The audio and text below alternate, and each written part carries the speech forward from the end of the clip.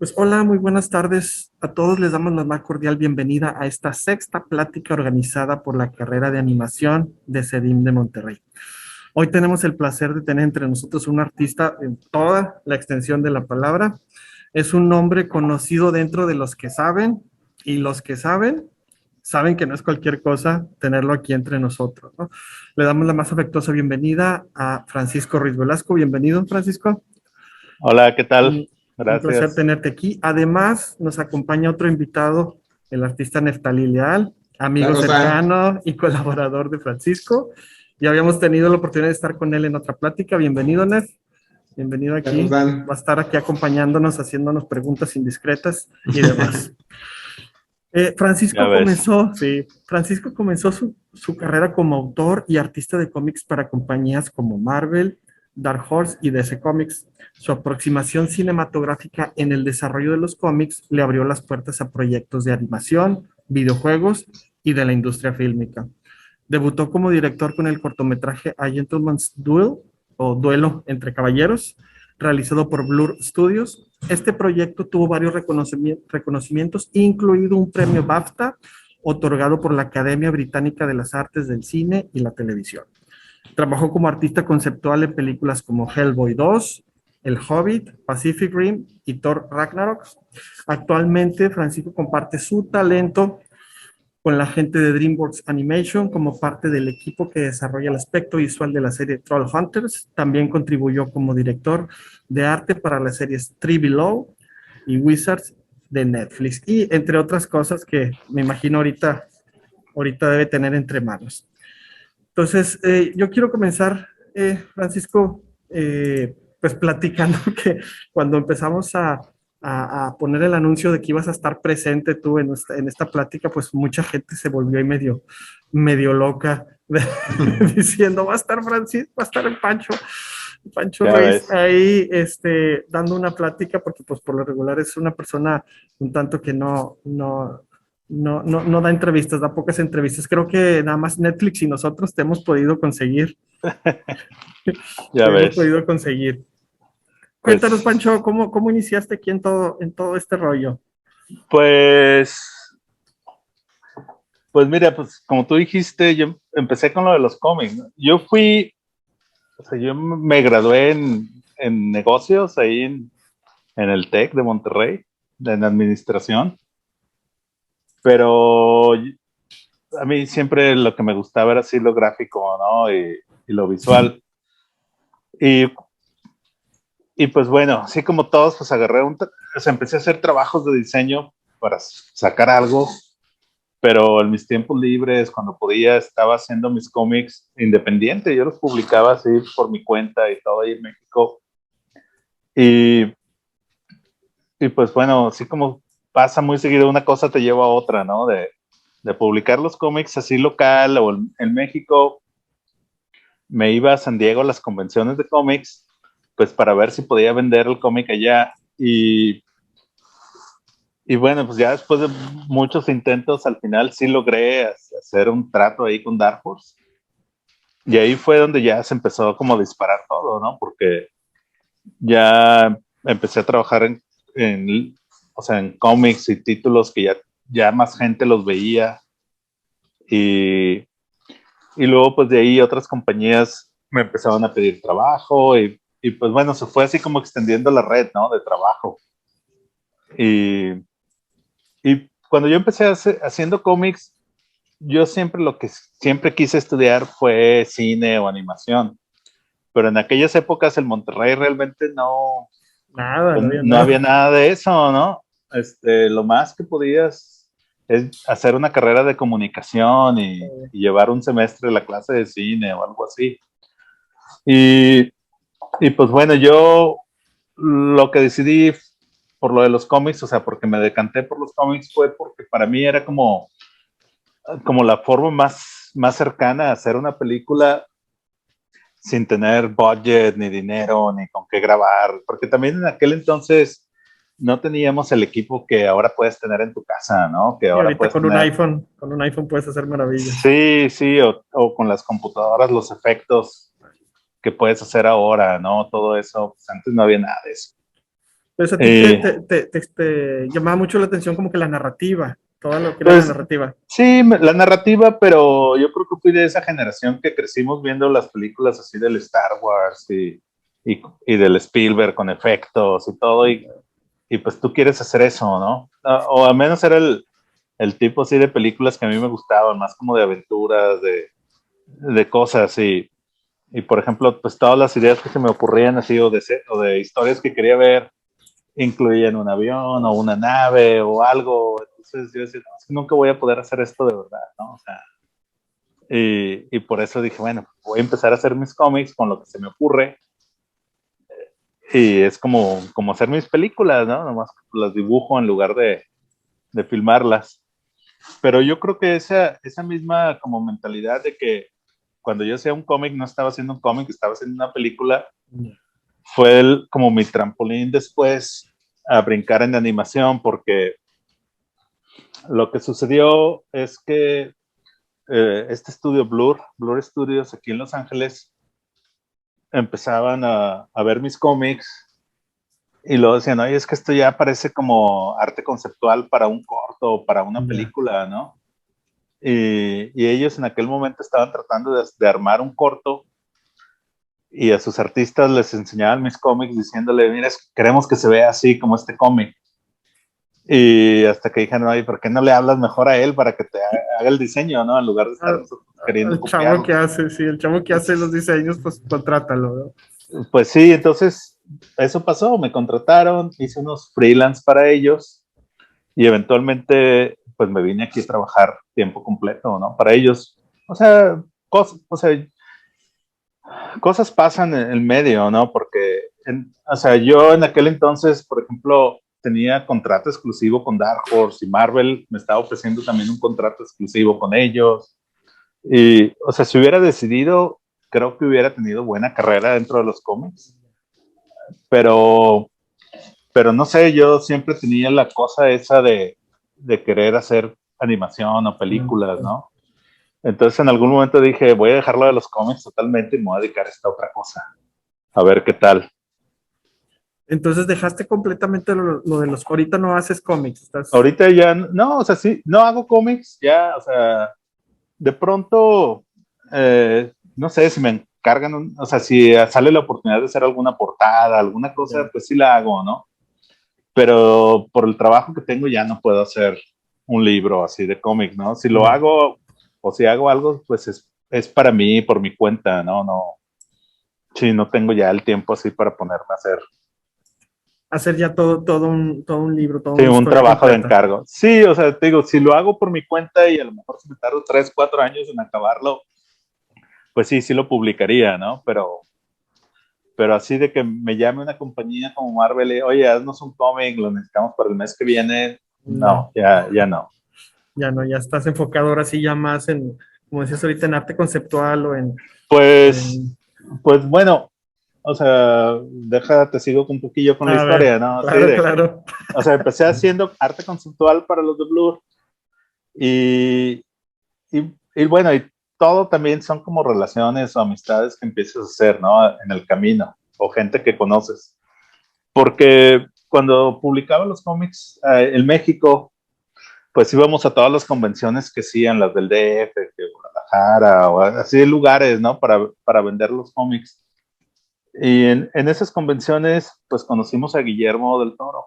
O sea, entre los chicos que de ahí de Monterrey, era como la racita de Monterrey, ¿no? Y, y pues bueno, como que hice buena amistad con él.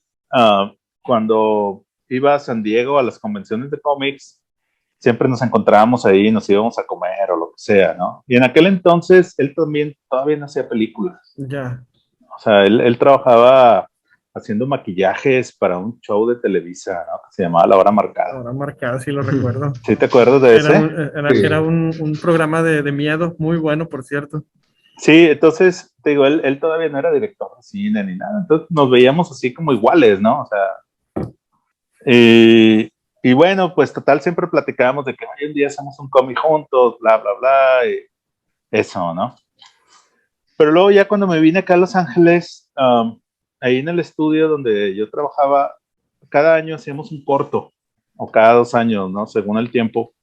Y hacíamos como si fuera un concurso interno donde hacías un guión y ellos siempre querían hacer dos cortos, uno de comedia y uno de acción. Entonces la gente metía al concurso sus ideas de guión y todo eso y escogían un ganador. Entonces a mí me tocó la suerte que escribí un guión que era de comedia pero de acción. Las dos, tenían Entonces, las dos piezas. sí, entonces escogieron hacer ese y decidieron que en lugar de hacer dos cortos iban a hacer un corto pero con más producción. Entonces inicialmente yo haz de cuenta que ese corto yo no lo iba a dirigir, ¿no? Yo nomás puse mi guión, era mi idea, y pues como yo trabajaba ahí haciendo diseño, pues iba a diseñar. Pero después pasó que el que era nuestro jefe en el estudio no le gustaba mucho lo que estaba haciendo el director que habían elegido, y al final dijeron, oye, pues tú eres el de la idea, tú hazlo, ¿no? O sea, como yo también estaba diseñando, yo tenía todas las ideas de cómo tenía que ser.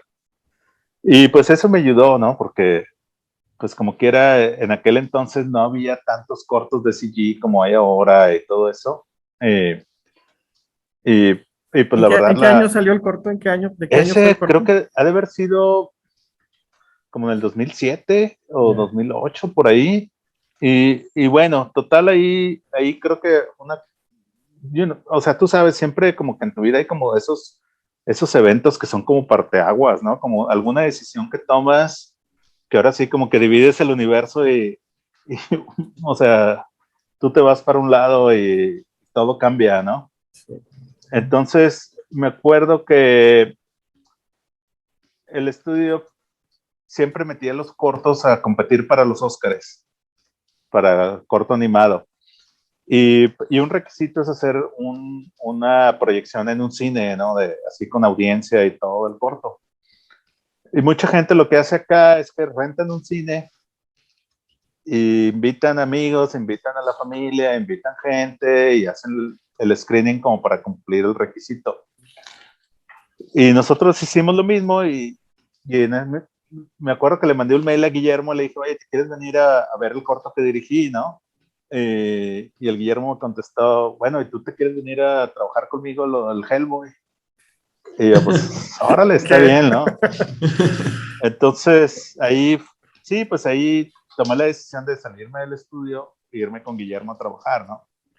O sea, esa invitación que le hiciste a él, se te reeditó en más trabajo. Pues fue como el tocar, así como tocar ahí la puerta, ¿no? Oye, aquí estoy. Y Ya. como que se acordó, necesitaba a alguien y son como esas casualidades, ¿no?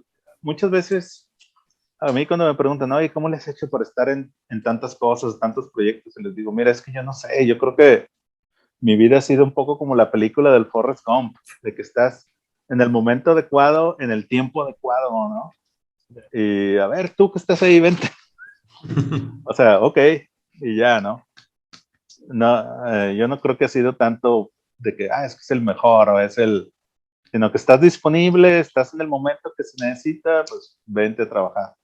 Y lo haces, ¿no, Francisco? Porque es lo que te quería preguntar hace rato, es como, ¿nunca te has sentido intimidado de repente por el Sí, tipo de sí, personas que te siempre, piden la sí, chamba, ¿no? siempre pasa eso, porque, por ejemplo, en un nivel de proyectos ahí, pues todos los artistas que contrata el Guillermo son monstruos, ¿no? Del diseño.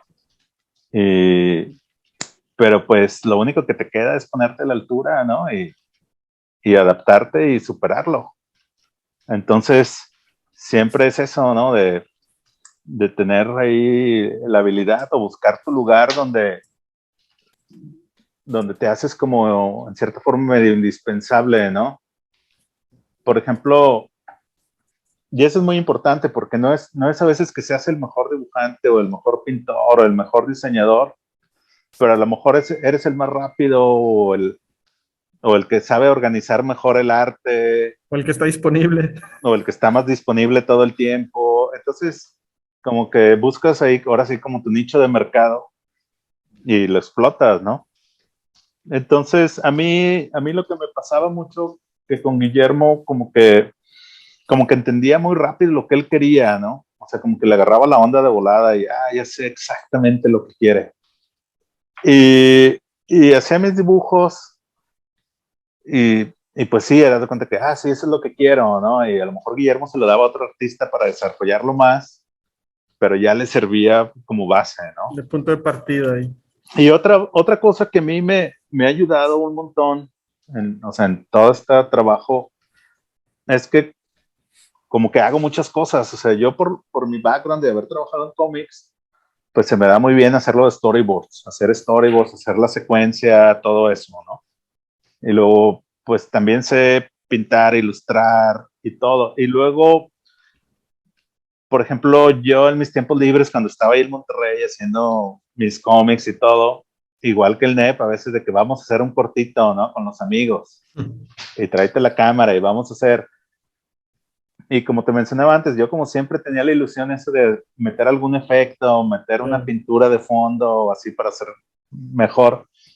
Pues yo me empecé a enseñar a usar 3D, a modelar en 3D, todo. Y luego cuando estuve en Blur, pues ahí me doy cuenta que todo mi conocimiento de 3D pues se expandió, ¿no? Porque era un estudio dedicado puramente a hacer gráficos en 3D. Entonces empiezas a entender acá lo que los americanos le llaman el pipeline, ¿no? Que es como el proceso de qué se tiene que hacer primero, qué se tiene que hacer después, cómo se deben hacer las cosas. Y te creas como esa disciplina o esa organización de cómo atacar un proyecto, ¿no? O sea, porque nosotros en ese estudio también hacemos comerciales para televisión, ¿no? Y esos tienes que hacerlos muy rápido.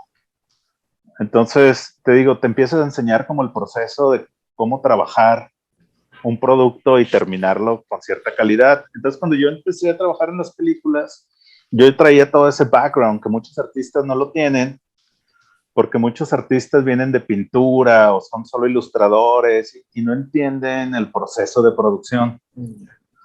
Y a mí yo sí lo entendía, entonces yo decía, no, es que se necesita esto, hay que entregar el material de esta forma, que si vas a contratar a los defectos, pues necesitas entregarles ciertas cosas en cierta forma, si tienes modelos, cómo vas a entregar el modelo, en qué formato, ¿sí me entiendes? Entonces como que me empecé a hacer como indispensable un poco en la producción porque era el que llevaba un poco el departamento, ¿no? No que yo fuera el mejor ilustrador, el mejor diseñador, pero yo sabía exactamente lo que se necesitaba, cómo se tenían que entregar los dibujos, cómo teníamos que pasarlo a la casa de efectos, porque yo había trabajado en una. Entonces, eso me ayudó mucho a poder, haz de cuenta, ser la primera persona que contrataban en la película y la última que se iba de la película, ¿no? En lugar de estar contratado solo por 2 meses o un mes, como los otros artistas, que solo los contratan por periodos más cortos, ¿no? Y bueno, y te digo, y una cosa te lleva a otra, ¿no? Pues como en la película esa del Hellboy no teníamos tanto budget, así como un mega blockbuster, como que al Guillermo le gustó mucho que todo el departamento lo llevamos muy bien organizado y pudimos hacer más cosas con el budget que teníamos, ¿no? O sea, como pudimos hacer, haz de cuenta que esa película era de 80 millones de dólares, la hicimos que se viera como de 120, ¿no? Entonces, de ahí en adelante, pues Guillermo me empezó a invitar a sus proyectos. Y, y bueno, pues hasta la fecha, ¿no? Todavía.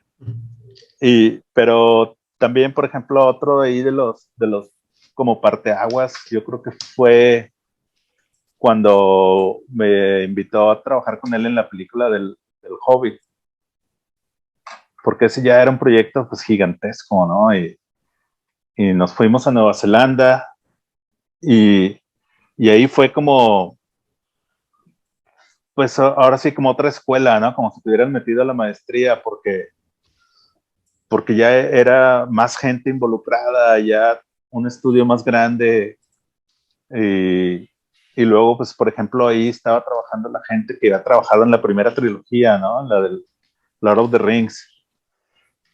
Entonces empiezas pues, a aprender y a ver cómo trabajan ellos y, y, pues te empiezas a adaptar, ¿no? Y te digo, y todo eso, pues todo lo que aprendes ahí luego te ayuda agarrar o en el próximo proyecto a cómo haces el trabajo.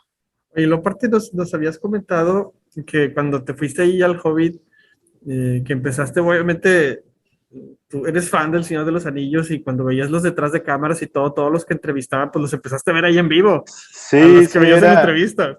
era muy, muy real, ¿no? Porque cuando los ves en la tele, en el DVD, pues los ves casi como si fueran personajes de animación, de que no existen, ¿no? Solo existen ahí en la televisión. O sea, es como muy real y luego cuando llegues ahí, los empiezas a ver ahí y a mí me pasaba como que yo te conozco a ti. O sea, nunca nos habíamos visto, pero yo ya sabía quién eran, cómo se llamaban, todo, porque los veía tanto los DVDs de cómo hacían la película que ya me lo sabía, ¿no? O sea, era como muy bizarro estar viendo a todos ahí. Sí, sí, sí. Y cuando, digo, también platicaste cuando veías, empezaste a ver todo, que ahí tienen todo almacenado, las Bueno, maquetas y sí, ajá, sí, es lo que te digo, son las relaciones, porque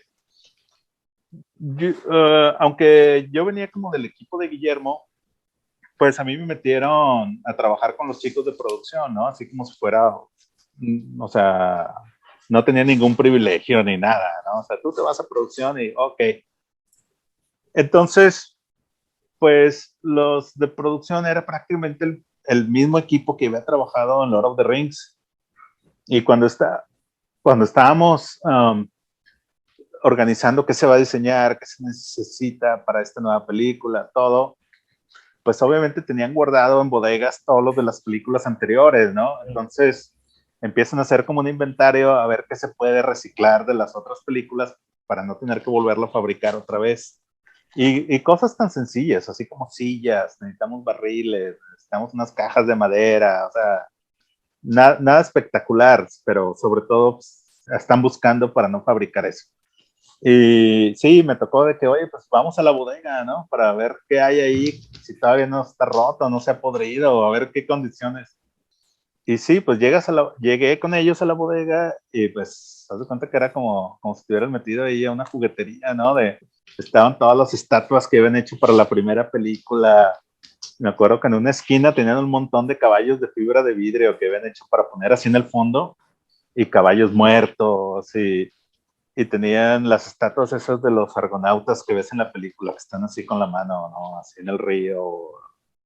Tenían, o sea, pues muchas cosas que yo había visto en el making of, en las películas, los trajes, maquetas, todo estaba ahí, ¿no? Es como si me hubieran metido al museo de la película. Entonces, sí, sí, o sea, fue experiencia estuvo muy padre, ¿no? O sea, y luego otra cosa que les platicaba ahí, que también, pues fue así, esas cosas que te hacen crecer, que en algún momento Guillermo decide salir de la película, ¿no? Por otros compromisos que tenía, la película se estaba tardando mucho, no sé. Total, decide dejar la película y se va. Y yo me quedo ahí. O sea, porque pues, ¿qué haces, no? Ya estás ahí. Y yo pensaba que me iban a correr el próximo día, porque como yo venía con Guillermo, o sea, en realidad ellos no me habían contratado a mí. Yo dije, no, aquí me van a correr. Pero bueno, no pasó nada así en el corto plazo porque pues toda la producción estaban tratando de ver qué hacían, ¿no? Se habían quedado sin director. Y, y, o sea, la orden que nos dieron fue, ustedes siguen haciendo lo que estaban haciendo, ¿no? O sea, mientras nosotros resolvemos a quién va a dirigir la película o qué.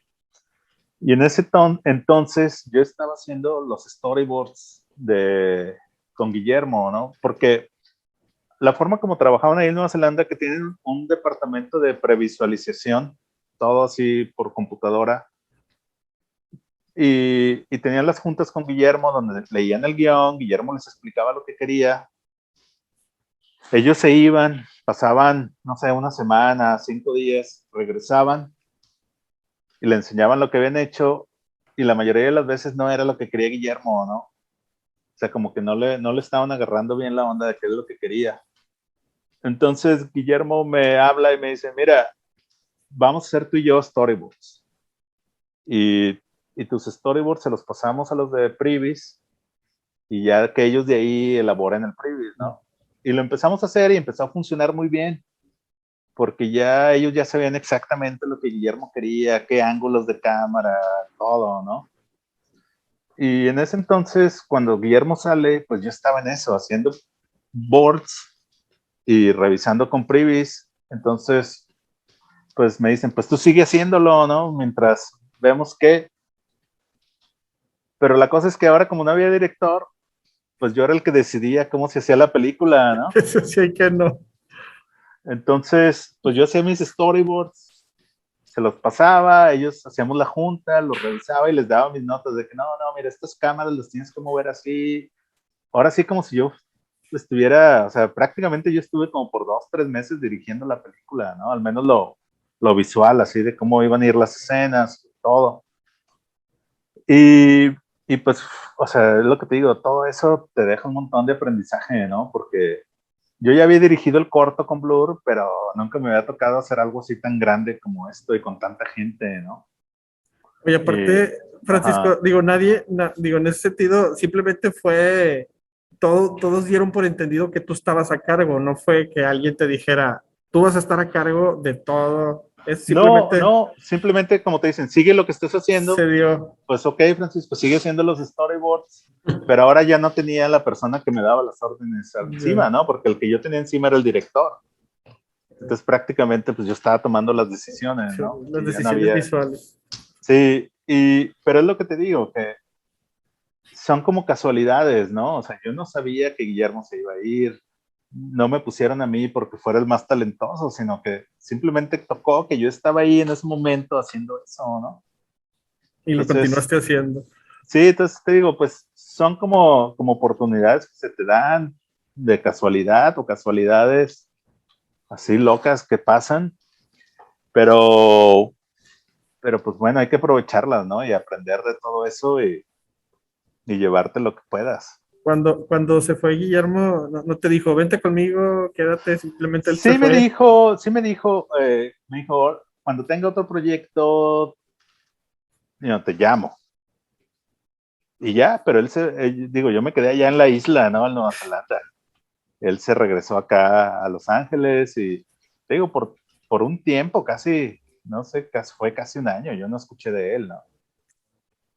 Porque luego, digo, ya después entró Peter Jackson como director y vio lo que estaba haciendo y le había gustado. Y fue a hablar conmigo y me dice, oye, Francisco, quiero que te quedes y quiero seguir trabajando así. Yo me vengo aquí a la oficina cada día contigo, nos sentamos, leemos el guión, hacemos storyboards y luego se los pasamos a Privis. Entonces, El haz mismo de cuenta, proceso que llevabas con Guillermo con se siguió. Guillermo se siguió, pero con Peter Jackson, ¿no? E incluso me tocó volver a hacer storyboards de las secuencias que yo ya había hecho con Guillermo, pero ahora con el Peter Jackson, ¿no? Ya. Entonces, para mí estaba bien loco porque yo, te digo, cada mañana a las 9 de la mañana me sentaba con Peter Jackson por 2 horas a hacer storyboard, ¿no? Y yo decía, qué loco está esto.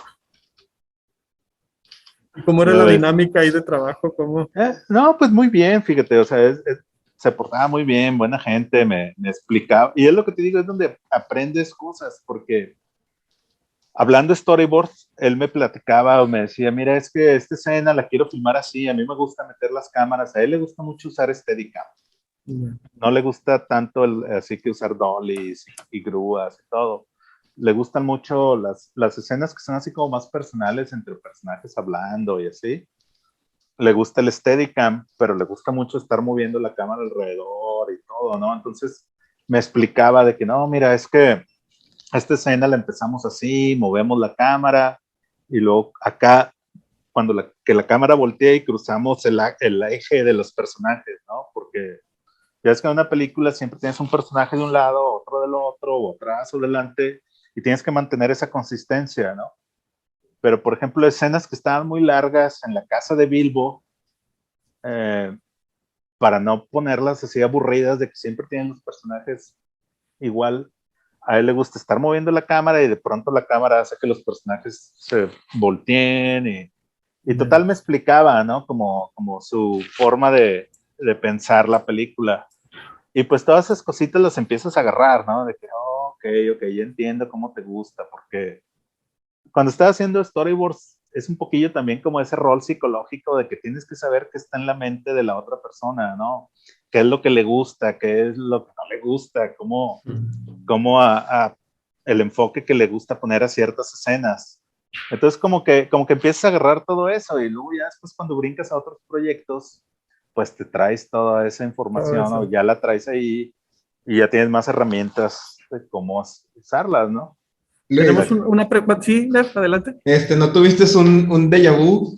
Sí, de hecho estaba pensando en lo mismo porque Nef y yo, en un videojuego que trabajamos, yo estaba haciendo unos cutscenes, pero yo hacía la escaleta y Nef, yo no sé, yo no soy artista storyboard, y yo me sentaba con Nef a decirle, mira, estos ángulos, estos cuadros, y llegábamos a llenar la mesa ahí De de puros dibujo. La bocetos, pero luego dibujadora. ya trabajé con otros, Nef se fue, trabajé con otro artista, muy bueno, pero más comiquero, o sea, él hacía sus planos como, y yo le decía, y no, me hacía cuadros así bonitos, pero para un cómic, no para un encuadre Sí, cinematográfico, de un video, ¿no? De un corto. Entonces, me acuerdo que con Nefi y yo siempre hacíamos padre ese contacto.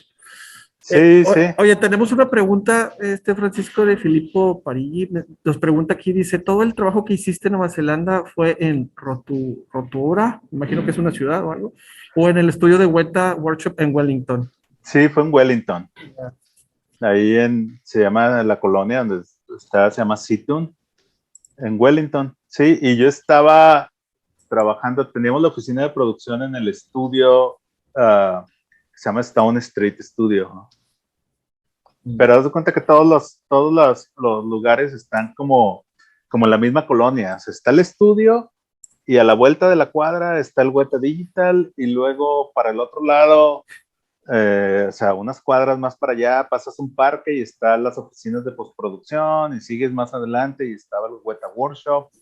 O sea, que es como la familia de compañías, todos están ahí como en Todo esa está colonia. ahí, caminando llegas a cualquiera de ellos. ¿O Sí, por no? ejemplo, el Weta Workshop sí nos quedaba más lejitos si tomábamos un coche, pero en media hora estabas, yo creo que caminando, ¿no? Yeah. Nomás que para ahorrar la fatiga. Para evitar la fatiga. Ya ves. Sí, sí, pero todo estaba ahí. Era en Wellington. Y luego, ¿cómo continúa ahí el proceso del Hobbit? Bueno, pues ahí estuve un rato con él haciendo eso y haciendo también pues diseño, ¿no? Con los de producción. Pero yo creo que ya fue cerca, así como que ya íbamos para el año de estar ahí. Fue cuando Guillermo me volvió a contactar, ¿no?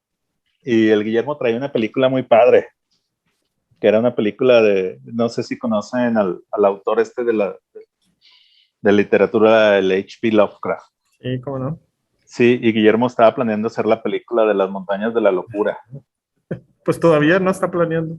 Pues bueno, quién sabe, yo todavía lo estoy tratando de convencer que la hagamos, porque ya no la quiere hacer, pero bueno, quién sabe. Yo la pago. Pero hacemos cooperacha para que la haga. luego les platico de esa más adelantito, lo que pasó con esa.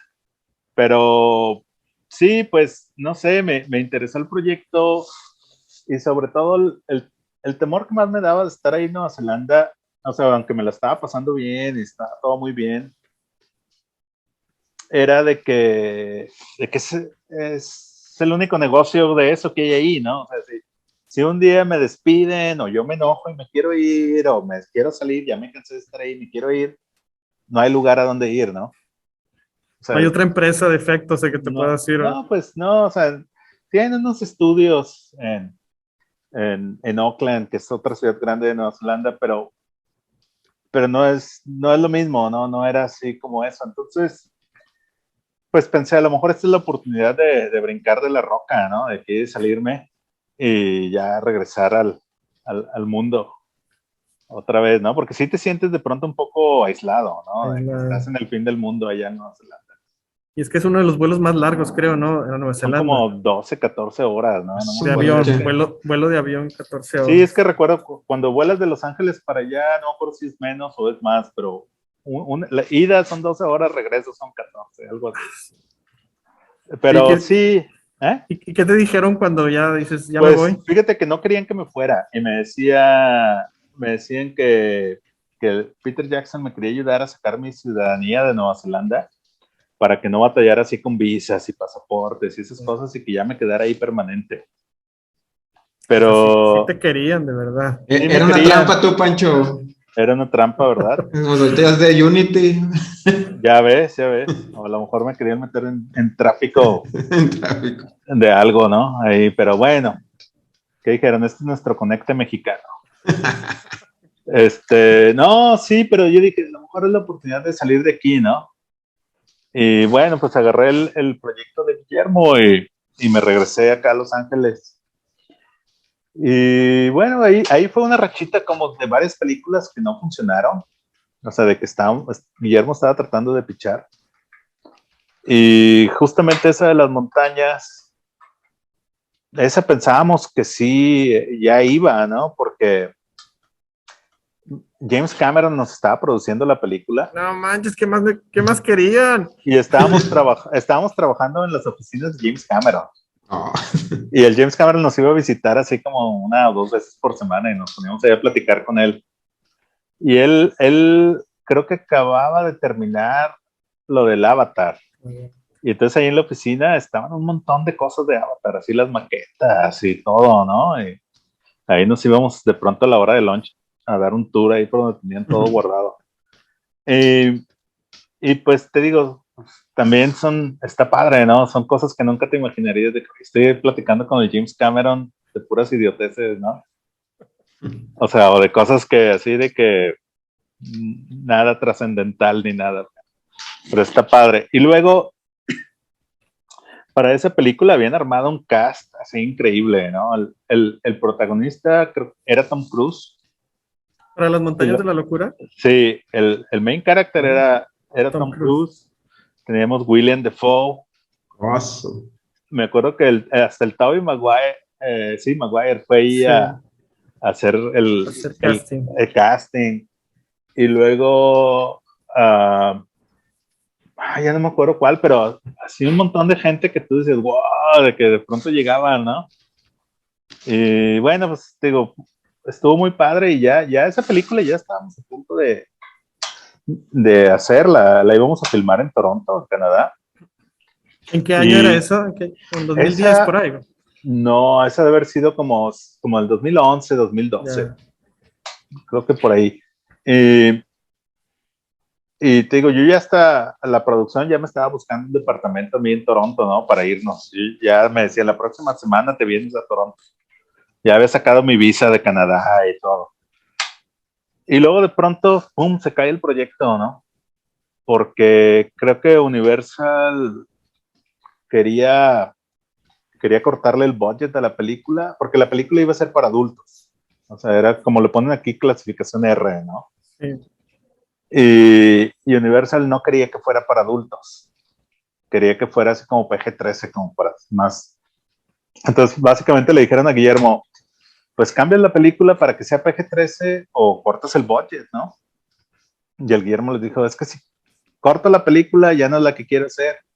Y si la hago para PG-13 también no es la película que quiero hacer, ¿no? Entonces, al último nunca se llegó a un acuerdo y se acabó ahí la película y pum, se cayó todo. Pero ya tenían Pero guión, ya tenían diseño, ya tenían todo. ya tenemos todos, tenemos un montón de diseños, todo. De hecho, la razón por la que Guillermo ya como que no sabe si la quiere volver a hacer es porque este es como leyenda urbana, no lo puedo confirmar con certeza, pero creo que James Cameron agarró así como el proyecto y fue a Fox, porque como él hizo la de Avatar con Fox, se lo llevó ahí para ver si Fox estaba interesado en tomar el proyecto, ¿no?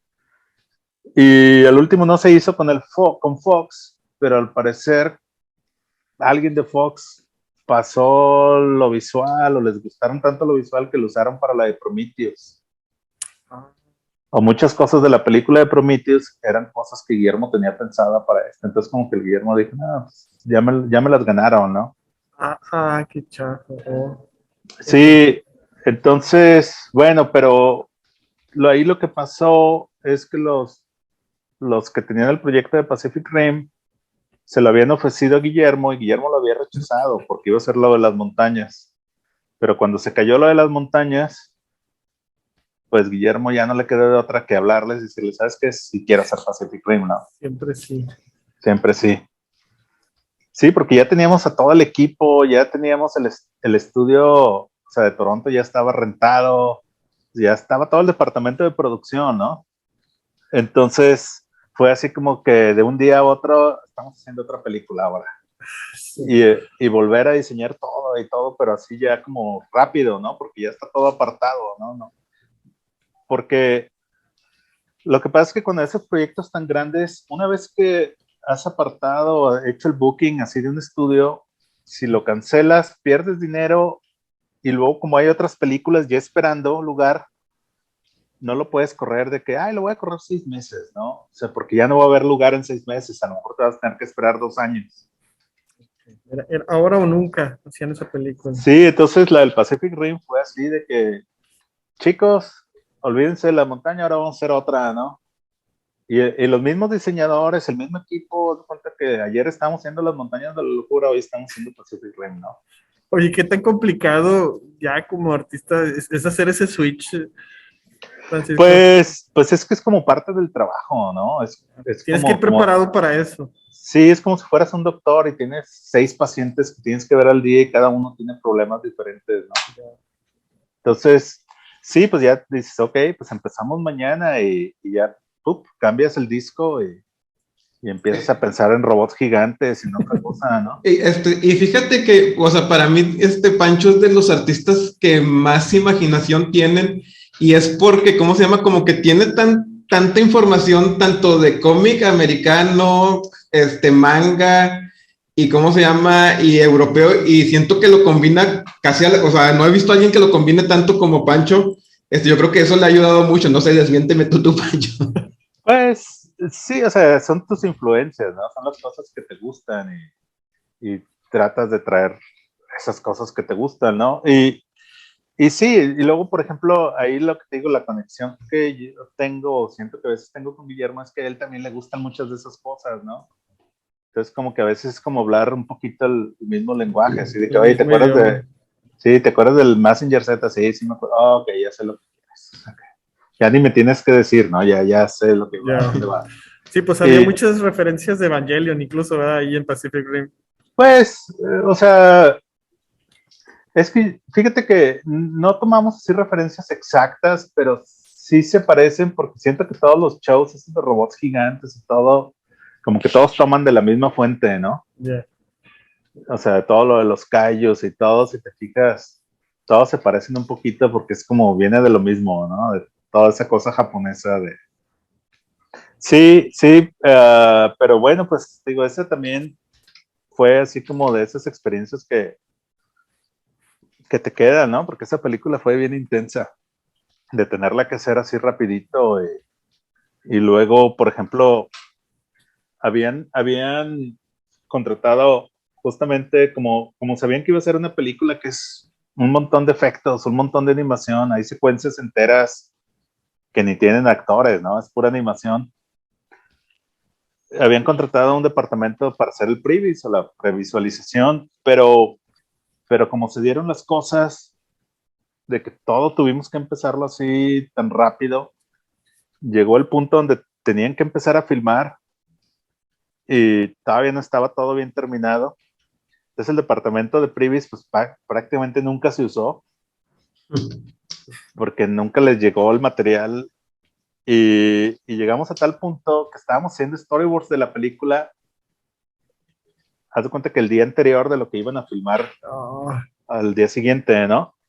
Y recuerdo que el Guillermo estaba así, pero tan ocupado que teníamos que ir al set de filmación con los storyboards, esperar así entre tomas, enseñarle storyboards. Y luego de pronto me acuerdo que tuvimos que tener unos horarios raros donde trabajábamos fin de semana, pero descansábamos lunes y martes o algo así, porque los fines de semana eran las únicas chances que teníamos de hablar con Guillermo, porque estaba tan ocupado que no había otro tiempo más que en fin de semana cuando los demás no trabajaban. Sí, pero esa película, pues, o sea, todo el arte que hicimos, todo el desarrollo, yo creo que nunca habíamos hecho algo tan grande, ¿no? O sea, al menos con Guillermo, ¿no? Y los artistas que usualmente trabajan con él. lo que Sí, hicieron con sí. Pacific Rim.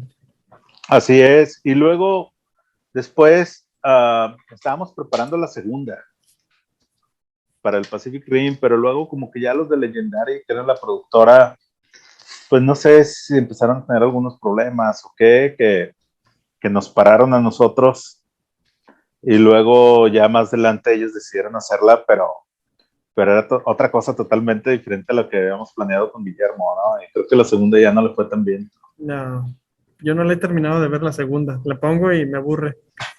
Ya ves. Sí, sí. Había muchas cosas bien locas que íbamos a poner en la segunda, ¿no? Porque lo que pasó con el Pacific Rim que ellos no pensaban que iban a querer hacer la segunda, pensaron que iba a ser una y luego en la segunda pues ya habías matado a los kaijus y todo, ¿no? ¿Ahora qué haces? Entonces lo que el Guillermo ahí desarrolló estaba muy padre, estaba bien diferente. Pero bueno, yo Oye, creo aquí que... tenemos Ajá. una pregunta de Francisco de Natalia. Dice, primero, qué honor escucharlo en una entrevista, dice, escucharte aquí. Dice, ahora mi pregunta ¿es difícil ponerse de acuerdo al escribir una historia en conjunto, ya sea cómic, película o cortometraje?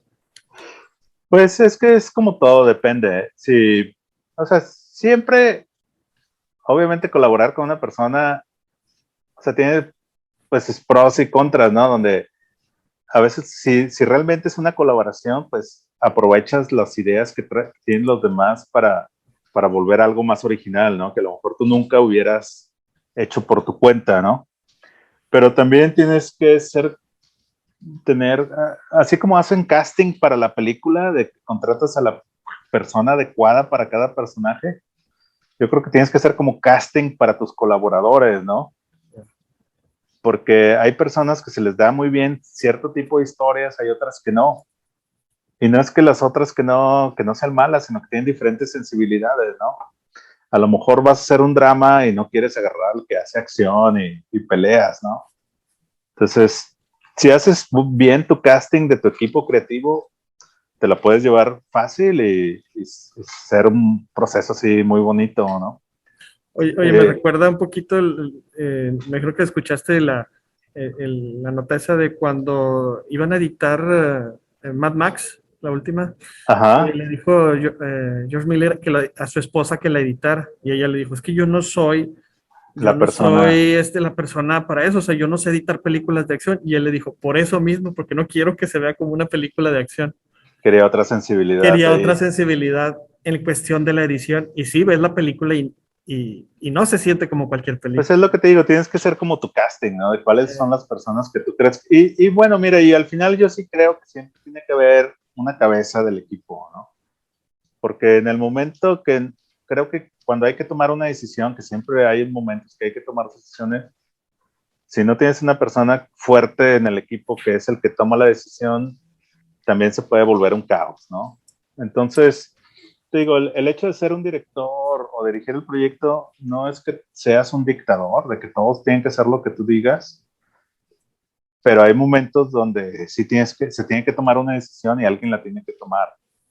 Entonces, digo, sí alguien tiene que tener ahí esa fuerza o ese poder de, ok, yo soy el que tomo la decisión final, pero vamos a colaborar todos. Tenemos otras preguntas aquí. Francisco dice, Saúl García dice, ¿cuál sería un consejo que le darías a tu yo del pasado cuando comenzaste tu carrera artística profesional? No lo sé, yo a lo mejor sería que no se desesperara tanto, ¿no? Lo que, lo que pasa es que yo siento que cuando eres joven y tienes esa ambición, como que te gustaría que las cosas se dieran bien rápido, ¿no? Así de que no, en 2 años ya voy a estar haciendo mis películas. Van a venir los estudios a darme el dinero para hacer lo que yo quiera. Y pues a veces no funciona así, ¿no? Entonces, y fíjate, bien raro, a veces yo sí creo que la forma de buscar las cosas es a veces no buscarlas, ¿no? Y llegan.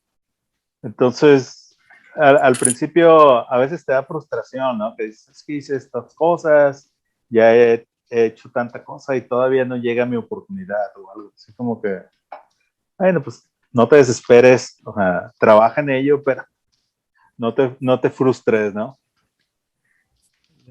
Muy, muy, Nomás estar muy, atento a las señales que hay para tomar las oportunidades. He estado apuntando varias frases que se me hacen muy importantes, sobre todo para los alumnos. Hace rato dijiste, ponte a la altura, ponerse uno a la altura cuando estás, y ahorita se me hizo muy padre eso que dijiste, la forma de buscar las cosas es no buscarlas. Pues sí, ¿no te ha pasado a veces que estás en tu casa y pierdes las llaves del coche y nunca las encontraste? Y luego te sientes en el sillón a ver la tele todo frustrado y volteas y ahí están en la Ahí mesa. está. Sí. Porque a veces pasa eso, ¿no? Que por tu mismo ansia de buscar las cosas no estás viendo bien, no estás tranquilo y no ves el horizonte, ¿no? Tenemos otras preguntas. Aquí dice, ¿qué otra cosa hubieras escogido si no hubieras hecho cómics y esto? ¿Y por qué? Yo no sé qué hubiera hecho, sinceramente. Hasta la fecha no lo sé, ¿no? O sea, yo sí sé lo que no sé, lo que no me gustaría hacer. Por ejemplo, yo no me gustaría estar en un despacho de contadores o estar en recursos humanos en una compañía. Yo creo que mi alma se moriría ahí en eso, ¿no? Pero, por ejemplo, yo creo que si me hubiera tocado ser escultor o hasta arquitecto, a lo mejor en alguna cosa que puedas expresar esas ideas o eso que traes, yo creo que yo estaría bien, ¿no? Más bien, yo sé que en todas las carreras hay creatividad, ¿no? Hasta los contadores tienen creatividad, pero creo que entiendes lo que digo, ¿no? Como que alguna cosa que sea como de expresión artística, no sé, a lo mejor hasta pastelero, me la llevaría bien.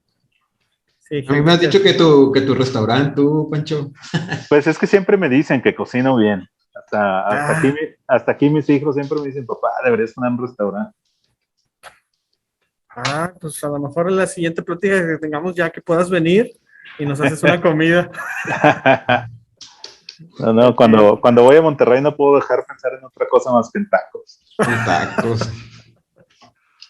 Tenemos otra pregunta aquí, dice Alejandra Cardosa, dice, ¿cuál es la satisfacción que te trae de hacer, que te atrajo, yo creo, de hacer cómics? Pues lo de los cómics era de que cuando haces tu cómic, sobre todo cuando es tu cómic personal, tienes control absoluto sobre todo, ¿no? Llegas tan lejos como tu imaginación llega. O sea, no hay nadie que te diga, cambia esto, hazlo así o lo así. ¿O no tienes dinero para esto? Sí, exacto, no hay límites, ¿no? Eres tú, un lápiz y el papel y hasta donde la imaginación te llegue, hasta ahí vas a llegar. Entonces, es lo bonito de cuando haces tu cómic, ¿no? Que no hay límites. Dice aquí, preguntan otra, dice, ¿cuál es tu proceso creativo? ¿Cuánto tiempo le dedicas al desarrollo de una idea? Pues también depende un poco, ¿no? Porque hay ideas que se te ocurren y a veces cuando, pum, te salen ahí en la cabeza, ya las tienes bien claritas, ¿no? Y esas se van rapidito, las haces, los dibujos bien rápido porque en tu cabeza la puedes ver. Hay veces que hay ideas que a lo mejor las tienes muy vagas, ¿no? Que sabes más o menos lo que estás buscando, pero no sabes exactamente cómo se va a ver o cómo. Entonces, ahí es donde empieza el proceso más creativo de empezar a explorar, ¿no? Hacer sketches, hacer ideas y sobre todo es hacerlas, sentirte libre, ¿no? No, no estresarte si el dibujo quedó chueco o quedó bien o no, sino más bien como tratar de visualizar lo, lo que buscas hasta que empiezas a encontrar esas claves que te gustan, ¿no? Hay veces que a lo mejor llegas a un punto que no era exactamente lo que querías porque no sabías bien y llegaste a un punto que te gusta un montón, pero está lejos de lo que habías imaginado al principio, ¿no? Y también tú, Pancho, ¿no te pasa a ti de que haces un concepto de algo que traías en la mente, pero no te gusta nada y lo dejas? Y luego después de ya de mucho tiempo dices, pues no estaba tan mal y lo vuelves a hacer y ya te gusta. Sí, pasa mucho eso. Yo a veces cuando hago o siento que estoy así, los dejo descansar la noche, ¿no? Lo que digo. Y luego ya llego al otro día con la mente fresca y lo vuelvo a ver ya con otros ojos y ahí dices, sí, no está tan mal o está bien, ¿no? Y hay veces también que tienes que saber para qué lo necesitas, ¿no? Porque hay veces que a lo mejor no va a ser el mejor concepto del mundo, pero funciona bien para lo que quieres, ¿no? O sea, así como que está bien, o sea, para lo que es, está bien. Entonces también hay que saber hasta cuándo llegar, ¿no? De que puedes pasarte 2 años puliendo un dibujo, pero a lo mejor es un dibujo que no valía la pena estar 2 años ahí encerrado haciéndolo. Como dijo, bueno, él se lo escuché, creo que fue Peter Jackson que dijo, no terminas la película, simplemente se te acaba el tiempo. Se te acaba el tiempo y lo tienes que dejar ahí. Sí, así pasa, pero fíjate, ahorita que me preguntas, y yo le diría a los chicos que están en cosas visuales, es bien importante que desarrolles tu dibujo, porque, porque estás trabajando en un medio que tiene un lenguaje visual, ¿no? Y si no hablas ese lenguaje, ¿cómo te puedes desarrollar bien en ese medio? ¿Sí? Entonces es como, no sé, como querer escribir literatura inglesa, pero no sabes inglés. Entonces, si te vas a meter a cualquier medio visual, tienes que tener, yo al menos en mi pensamiento, si tienes un nivel de dibujo que es aceptable, o sea, nadie te va a parar, ¿no? Creo que eso contesta una pregunta que teníamos aquí que dice, ¿es necesario el entrenamiento técnico para ser un dibujante de cómics? Pues obvio, ¿verdad? Sí. Obviamente, sí, sí, sobre todo, mira, mucho de lo que pasa en lo de los cómics, yo nunca fui a escuela de arte ni nada, yo me enseñé, o sea, por mi cuenta, pero es bien importante que cimientes bien tu dibujo, ¿no? Porque en los cómics muchas veces lo puedes partir entre estilo y los fundamentos básicos, ¿no?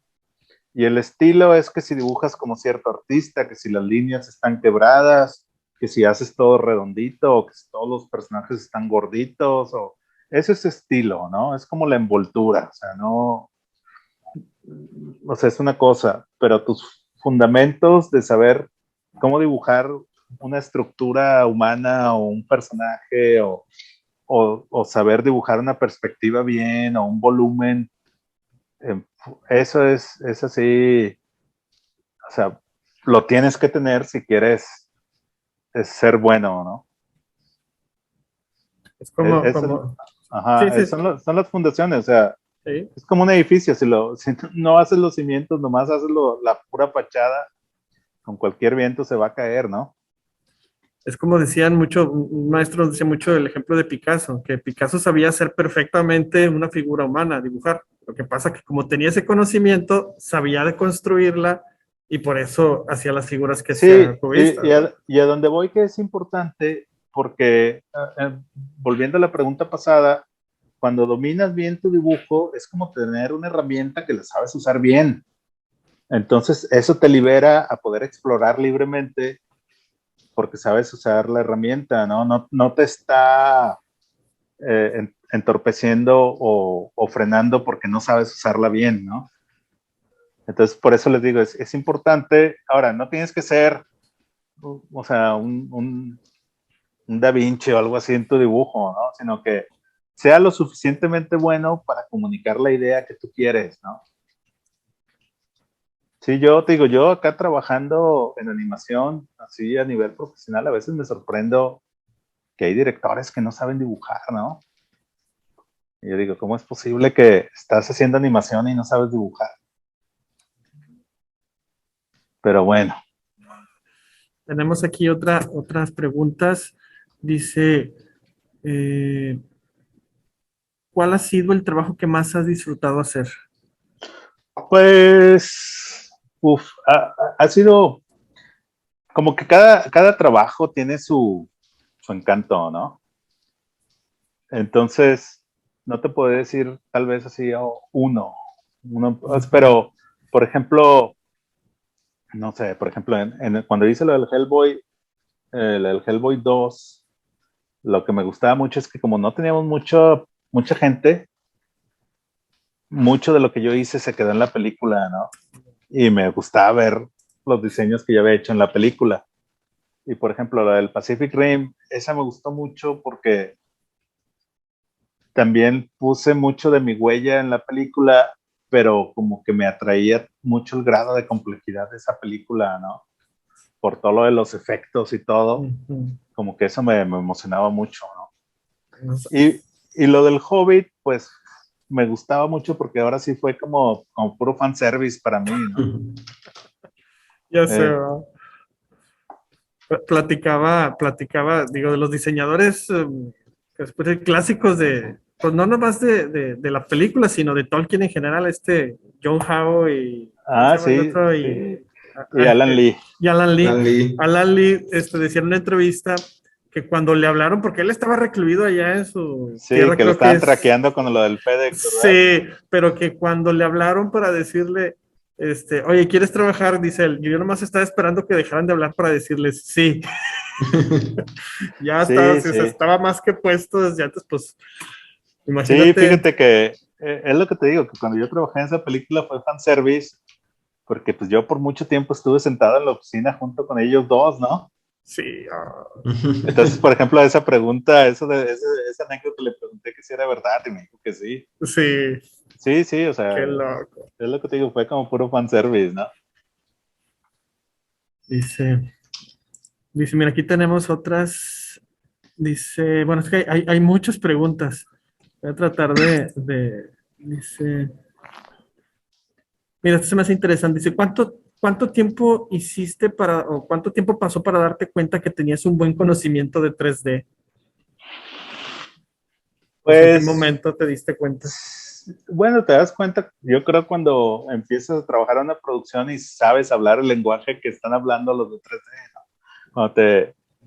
Cuando llegas y les dices, no, es que mira, quiero hacer un mapa especular aquí en este personaje, o te empiezas a hablar con ellos del rig, o sea, cosas es cuando dices, bueno, ahora, si no estás trabajando en 3D, yo personalmente, yo no soy el que hago los efectos ni estoy en 3D, es lo que te digo, creo que en cuanto sientes que puedes hablar el mismo lenguaje y entiendas lo que te están diciendo, ya estás del otro lado, no necesitas ser el mejor, ¿no? Pero por ejemplo, yo que estoy más en dirección de arte y todo, me ayuda mucho llegar con un modelador y decirle, no, mira, es que en la geometría tus loops están mal, házmelos así porque quiero que se deforme acá, o cuando hagamos el rig le vamos a meter unos blend shapes o algo aquí y acá.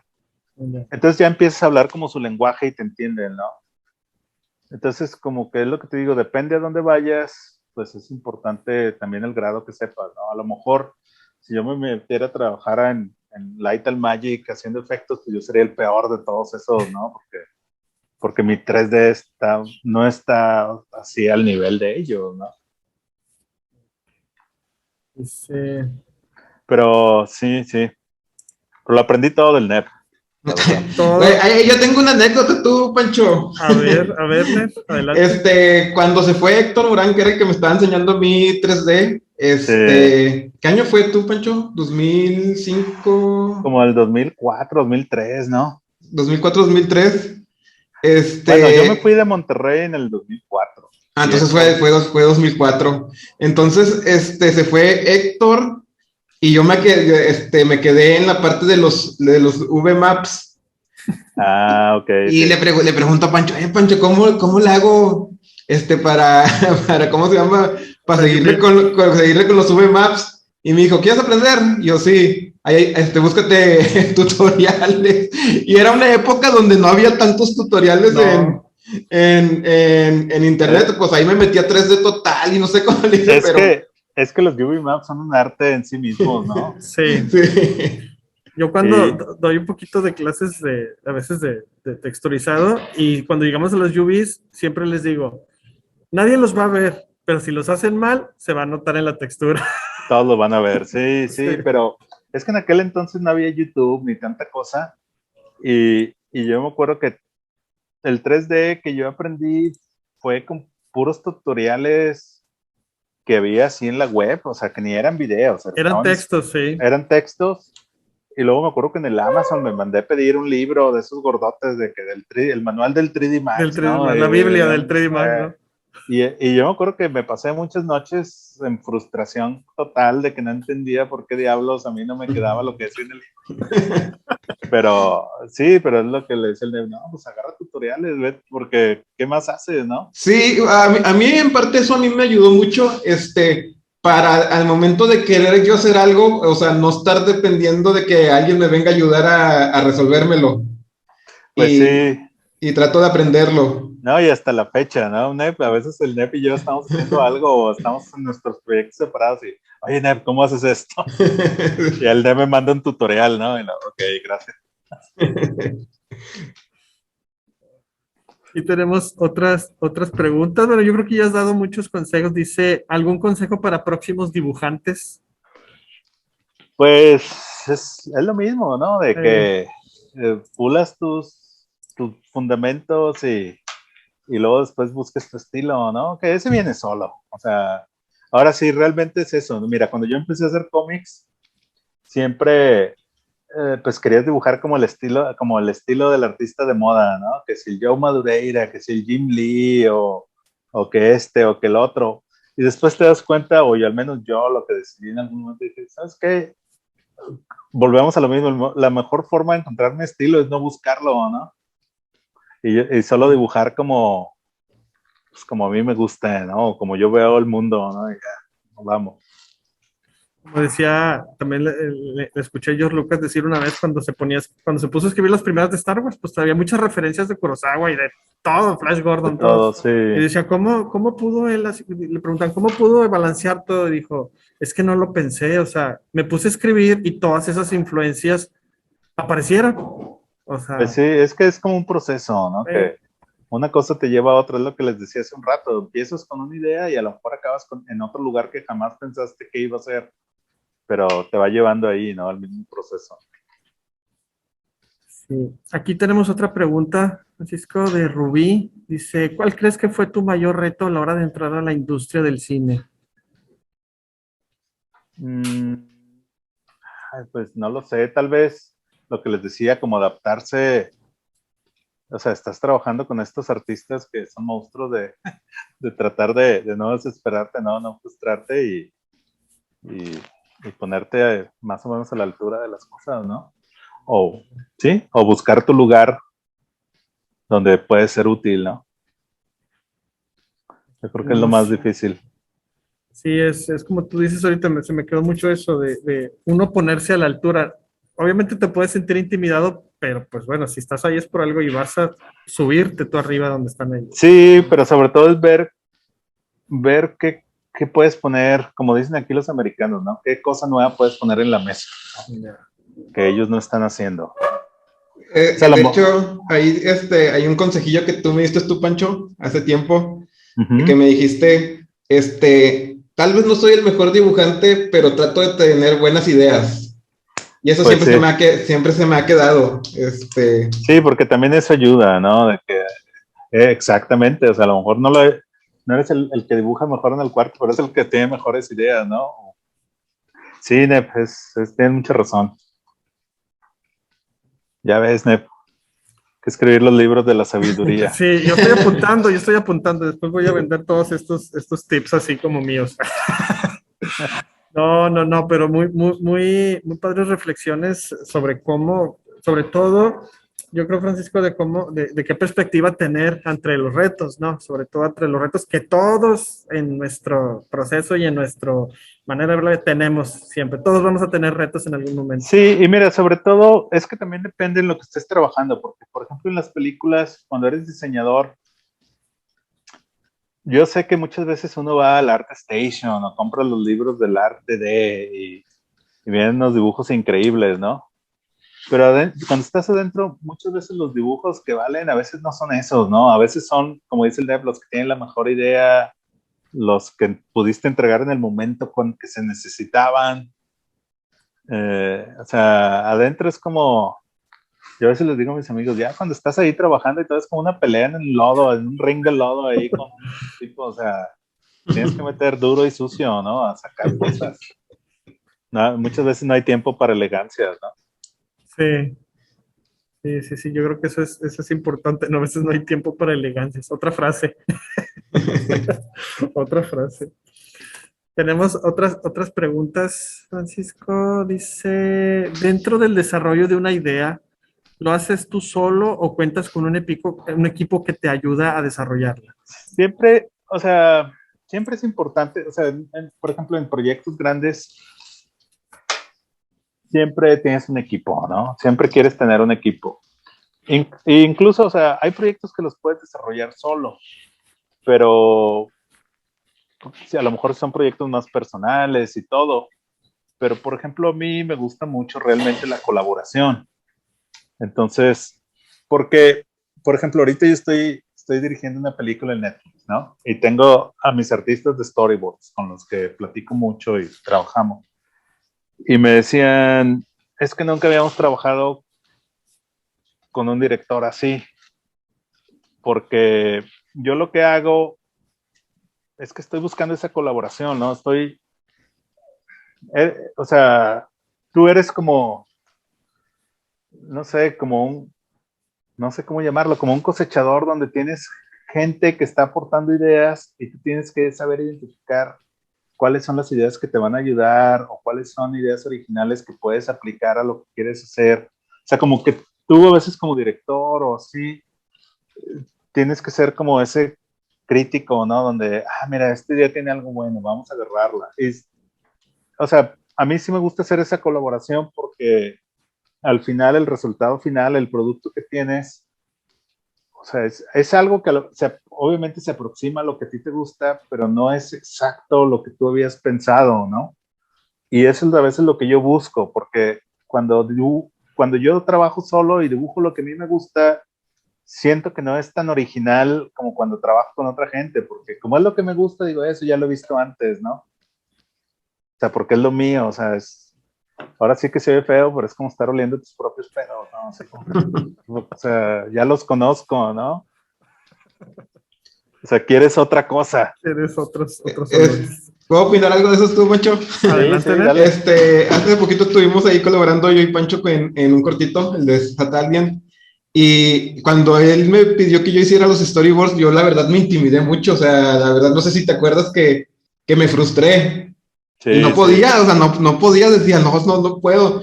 Y me dijo, no, pues nomás haz thumbnails y luego ya empiezas a hacer lo que es el storyboards. con Y más detalle, ¿no? sí, y me dice, tú, a ti que te valga, si queda bien o mal, pues que te valga. Entonces, pues, dijo, bueno, pues si me tiene que valer, pues me vale. Ya hice mis thumbnails y luego ya me agarré haciendo el animatic, o sea, me solté a hacer el animatic y ya se lo enseñé y al Pancho, pues le gustó y dije, bueno. Y sí quedó bien padre, Nep, se quedó muy bien. O sea, pero es eso, ¿no? O sea, es lo que te digo, es una colaboración, o sea, real, de tratar de buscar esas ideas que tiene la otra gente y tú ver cómo las modificas o cómo las aplicas al proyecto que estás haciendo, ¿no? O sea, es lo que te digo, o si el objetivo es hacer un proyecto muy, muy personal, pues a lo mejor ahí sí no quieres colaboración porque quieres que sea realmente tuyo, ¿no? Entonces, sí, pero por lo regular en proyectos así grandes o así a nivel profesional, sí buscas esa colaboración. Pero es lo que te digo, pero es importante hacer un casting que a ti también resuene contigo, ¿no? Porque si contratas o te ponen artistas que no te gusta lo que hacen, que a lo mejor hasta te puede dar repulsión lo que hacen, esa colaboración no va a funcionar, ¿no? Entonces, como que sí tienes que rodearte de gente que está más o menos en el mismo tono que tú, que a lo mejor, o sea, comparten ciertas cosas en común y buscar esa colaboración, ¿no? Pero, o al revés, o a lo mejor lo que tú quieres es algo de ruptura que sea totalmente diferente a lo que a ti te gusta, ¿no? Y contratas ese tipo de gente para que te ayude. Para que rompa con eso, ¿verdad? Sí, sí, Como sí. tú dices que tú ya sabes qué traes. Exacto, sí. Tenemos otra pregunta referente a lo mismo. Dice Carlos Valdés, dice, ¿tuviste algún conflicto con algún miembro de equipos? Y si es así, ¿cómo le hiciste para sobrellevarlos? Siempre, siempre, siempre eso es parte o sea, siempre, y sobre todo en ambientes artísticos, hay muchos choques de egos, ¿no? Yo en lo personal nunca he tenido problemas así mucho con artistas, porque yo en lo personal sinceramente no tengo ego, así, o sea, yo lo veo como trabajo, o sea, y es trabajo, ¿no? Así como decimos en Monterrey, hay que sacar la chamba, chamba es chamba, ¿no? O sea, el trabajo es para sacar la chamba, no es para mí. O sea, entonces, yo cuando estoy en una película no tengo ego. Si hago un dibujo y me dicen, ¿sabes qué? Tu dibujo no sirve, hazlo otra vez. Ah, sí, está bien, agarro trabajo y lo hago otro, ¿no? ¿no? Me pongo sentimental de que no, es que me estás atacando, no, tú me odias o no te gusta, o sea, no, o sea, estás trabajando para la historia, estás trabajando para el proyecto, no son cosas personales. Y donde hemos tenido de pronto así problemillas con gente, no es, digo, entre otros artistas sí he visto a veces esa lucha de egos, ¿no? Ese choque de egos, a veces se pone sano de que están compitiendo a ver quién es el mejor, a veces no, pero a veces me ha tocado conflictos, pero más como por comportamientos o cosas así, ¿no? De gente que, no sé, llega al trabajo y empieza a fumar y ahí no puedes fumar en la oficina y todo el ambientillo se empieza a poner de mal rollo. ¿Sí me entiendes? O gente, lo que diría es gente tóxica que empieza a meter el mal rollo en la oficina o en el estudio y, oye, pues, ¿qué pasa contigo? ¿No? Pero yo, sinceramente, creo que nunca me ha tocado así a nivel personal tener un choque así fuerte con nadie, ¿no? Obviamente hay discusiones a veces, pero sobre todo si las mantienes a nivel profesional, de decir, oye, es que yo creo que este diseño tiene que ser así por estas cosas, ¿no? Y otro, no, mira, yo creo que tiene que ser acá por esto y al último llegas a un acuerdo, ok, vamos a agarrar esto del tuyo, pero ponle esto del mío, ¿no? Y, oh, ¿sí me entiendes? Sí. Entonces, digo, siempre trabajar con gente a veces es difícil, pero volvemos a lo mismo, por eso es tan importante hacer el casting, ¿no? De los artistas que quieres alrededor, porque si los contratas bien, no vas a tener problemas, ¿no? Yo, por ejemplo, ahora que empezamos el proyecto en el que estoy trabajando, estuvimos haciendo entrevistas a personas y obviamente me mandaban sus portafolios y yo veía, o sea, buscas a los que te gusta el dibujo, ¿no? De que, este dibuja padre, este me gusta, mira, este tiene un estilillo acá fregón, vamos a agarrarlo. Y cuando hacía las entrevistas, yo ya no me fijaba en el estilo, cómo, o sea, para mí cuando llegas al punto de la entrevista, lo que era importante para mí, saber si eran buenas personas o no. O sea, como dirían aquí los gringos, I want to know if he's an asshole, ¿no?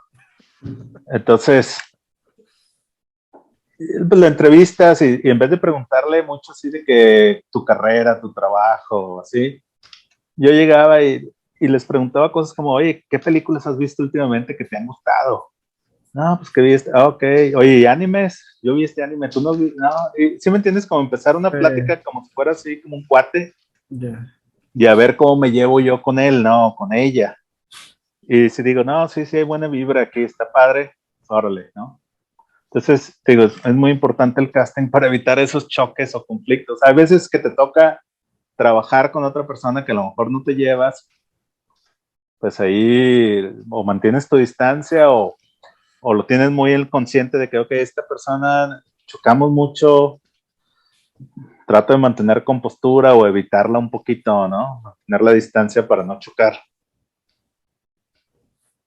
Sí, Como Nef, ¿verdad, Nef? Yo era bien conflictivo. Era bien sí, sí, sí, sí. No, una de Ya las personas ves. más relajadas que he conocido en la chamba es Nef. Un chico con muchos problemas. Sí.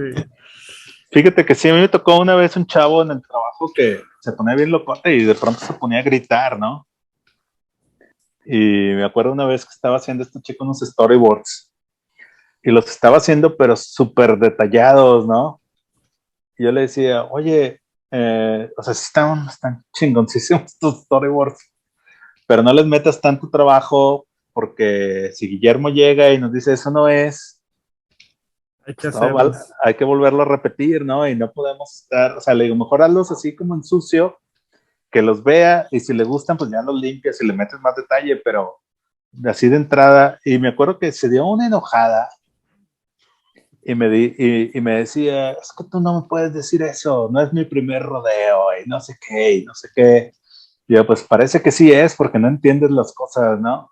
Y luego después, fíjate que después me platicaron que el chico realmente tenía como problemas que lo tuvieron que medicar, porque sí se le iba un poco la, se Okay. ponía muy agresivo, sí. Ya tenía un problema médico ahí. Ya tenía un problemilla, sí, pero Sí, pues bueno, te toca, ¿no? pues sí, Y la cosa es no enojarse, así como dicen, el que se enoja pierde, ¿no? el que se enoja pierde. Dicen, aquí me hacen otras preguntas. Dice, ¿cuáles crees que sean las habilidades que tienes tú o que has descubierto que tú tienes como director que otros directores no tienen? Yo creo que se refiere más a lo que dijiste ahorita de animación, los directores de Sí, animación. mira, lo que a mí me ayudó un montón es ese, bueno, en parte es eso, de que yo me ha ayudado mucho que vengo del background de los cómics, entonces creo que tengo experiencia o sé cómo contar una historia en forma gráfica, ¿no? Porque al final y al cabo, pues un cómic es un arte secuencial, ¿no? Entonces, como que me ha ayudado mucho eso y te digo, gran parte que me ayuda es haber trabajado en todos estos lugares y pues, como te decía, hablar el mismo lenguaje en de varios departamentos, ¿no? De que si voy con los técnicos, sé hablar en su lenguaje, si voy con los de storyboards, sé. Y entonces eso te ayuda un montón, o sea, como artista eres más completo, ¿no? Muy bien, dice, Y bueno, y parte que eso no te lo enseña es como tener también el gustillo, ¿no? De que las cosas que te gusten, pues, estén de acuerdo con lo que buscas con el proyecto, ¿no? pues, igual, esta pregunta igual es mía, y de hecho te la quería hacer hace rato, pero creo que se me Sí, fue. Me imagino que viste las películas del Hobbit, ¿no? Ya sí. terminadas. ¿Qué fue? ¿Te gustaron? ¿Qué fue aquello que dijiste? No, eso no era así, o eso no lo íbamos a hacer. O sea, ¿quedaste satisfecho con el producto final? Pues, fíjate que no tanto, o sea, no las odio, porque no las odio, están bien, pero de pronto siento que las del Hobbit cayeron un poquito más de lo mismo de Lord of the Rings, ¿no? Como que de pronto se parecen mucho y no te dan, como que ya sientes que ya lo has visto, ¿no? Ya. No sé, de pronto, sinceramente, hay partes que me aburren mucho. Yo todavía sigo viendo la de Lord of the Rings, de vez en cuando me aviento mi maratón de la trilogía, ¿no? Pero la del Hobbit rara vez la vuelvo a ver, ¿no? Porque como que me aburren. Sí, sí hay pedacitos que me gustan, o diseños que me gustan mucho del Hobbit, o pedazos de la película que me gustan, Ujú. pero a veces ver toda la película de pronto, no, están mareadoras, ¿no? Te aburren. Fíjate, creo que ya te lo había dicho tú, Pancho. Yo cuando las vi en el cine sí no me gustaron, como que se me hicieron demasiado largas. Es lo que te digo, que te cansan, te aburren, ¿no? Pero ya después pasó el tiempo, pasó mucho tiempo y las vi en la tele y dije, pues están entretenidas, o sea, sí me Ya, entretienen, ya o sea, les no, agarraste cariño. ya les agarré cariño, o sea, no, obviamente no es igual que Lords of, o sea, no las veo como Lords of the Rings, pero sí están buenas. Sí, fíjate que a mí me pasó algo similar. Yo no las había visto desde hace un buen rato y hace poco uno de mis hijos me dijo, oye, vamos a aventarnos el megamaratón de todas las películas, ¿no? De las 6 películas. 2 días ahí. Sí, obviamente no las vimos una tras otra, sino que cada día íbamos viendo una, ¿no? Ya. Y me dice, ¿cuáles son las primeras? Y le digo, pues, bueno, o sea, si te quieres ir así como cronológicamente como los libros, vamos a ver las del Hobbit, ¿no? Y luego vemos las de Lord of the Rings. Y me pasó un poquito como dijo el Neb, de que hay pedacitos que me aburren, pero de pronto ya había cosillas que a lo mejor no les había puesto mucha atención a la primera vez y digo, mira, esto no está tan mal, ¿no? O cosas así que ya no me acordaba. Pero sí, pero en general creo que me gustan más la primera trilogía, la del Señor de los Anillos, que la del Hobbit. Sí, aparte, bueno, yo me acuerdo cuando vi las del Hobbit, aparte las vimos en 3D y en Ok. 48 frames. Sí. Y sí, sí era medio extraño verlas así. Oye, es que lo de 48 frames de pronto parecía que estabas viendo como una telenovela británica, Una ¿no? Así novela, como sí. que no parecía que era cine, se ve como de video. Sí, yo no sé por qué están tan tercos con esa tecnología. Es que originalmente, bueno, igual aquí Francisco me podrá corregir, pero originalmente el formato real debería ser 40, o sea, desde que se inventó el cine debió haber sido 48 frames, pero por cuestiones de no gastar tanto celuloide, Filme, sí. sí, lo hicieron a 24 y repetían uno. Entonces, por eso esa sensación o esa sensación que tenemos del cine. Pero Sí, dicen sí. que originalmente debía de ser a 48. Sí, pero fíjate, yo tengo mis teorías de conspiración. Ahí se las voy a platicar, a ver si opinan igual que yo. Yo no rechazo lo de 48 frames o 60 frames, pero siento que debes saber en qué situaciones usarlo, ¿no?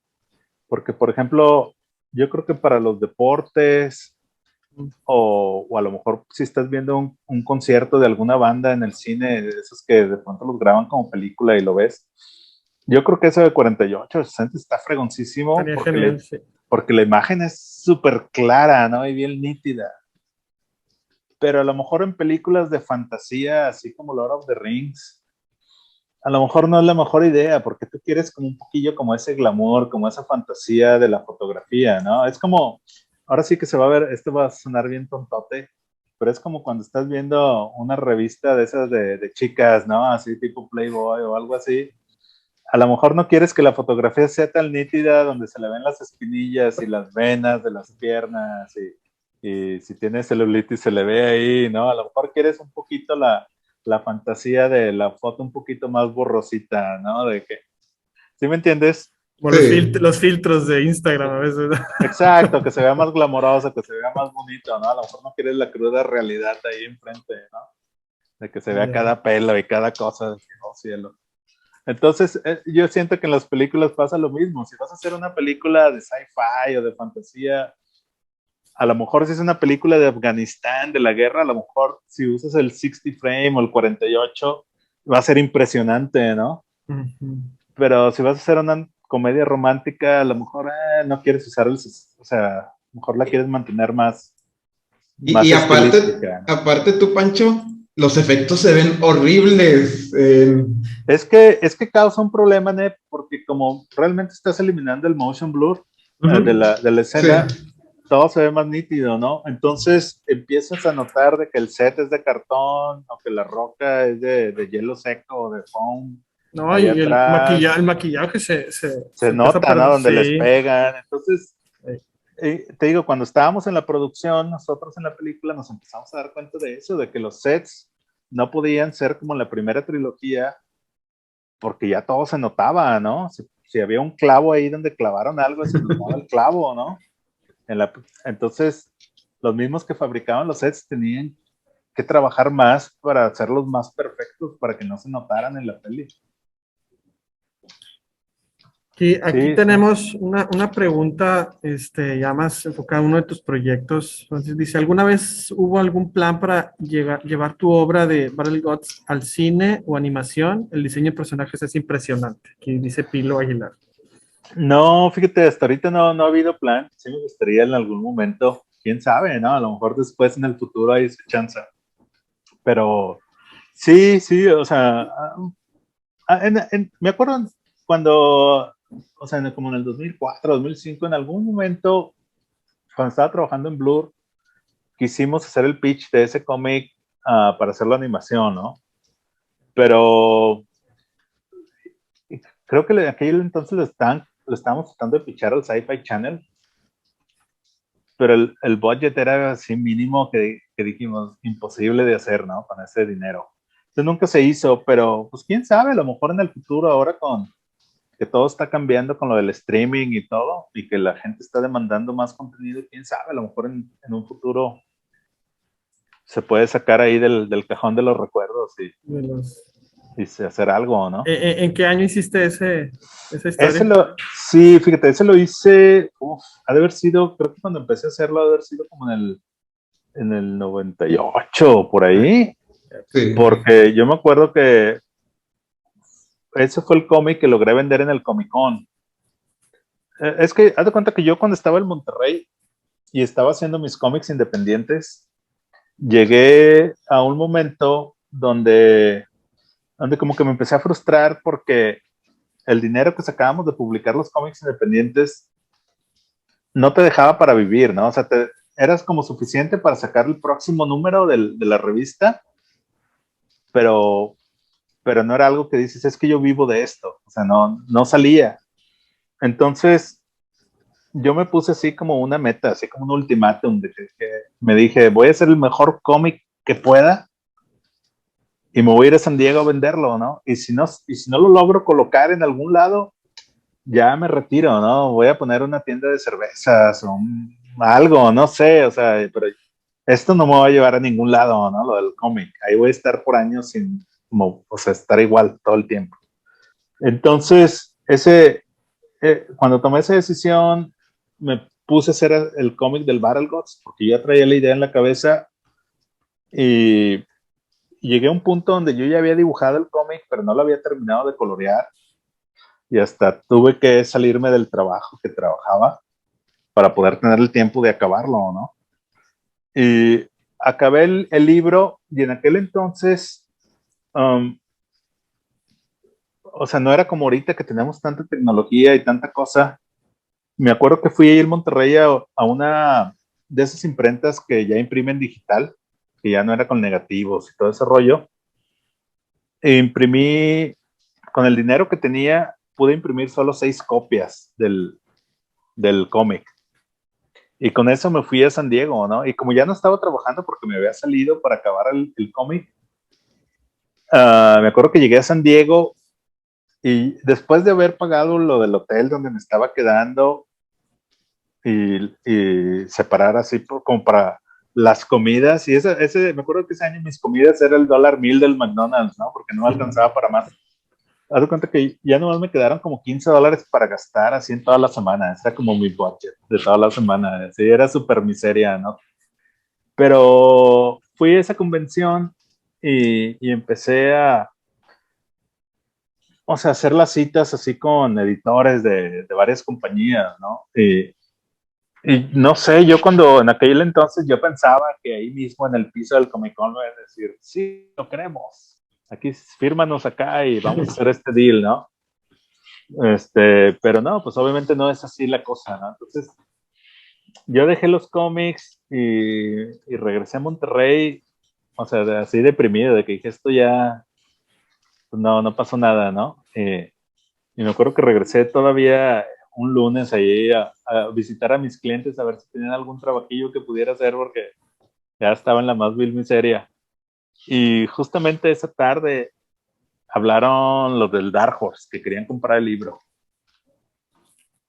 Y ya desde entonces ahí ya pues se hizo todo el libro, o sea, los 9 volúmenes que eran y ya de ahí empezó todo, ¿no?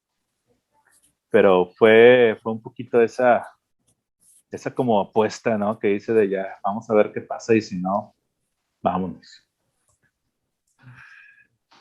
Ya tenemos una última pregunta, Francisco. Saúl Jair, está algo interesante la pregunta. Dice, ¿cómo fue su transición de director de arte y artista conceptual a dirigir las series de relatos de Arcadia?